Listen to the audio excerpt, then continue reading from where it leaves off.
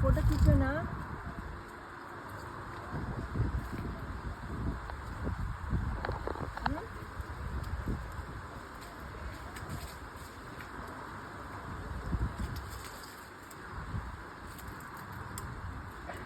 ನಾಗಲಿಂಗ ಪುಷ್ಪ.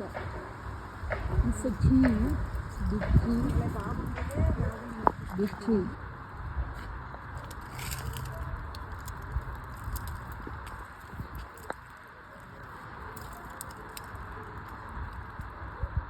ಇದು ನಾಗಲಿಂಗ ಪುಷ್ಪ.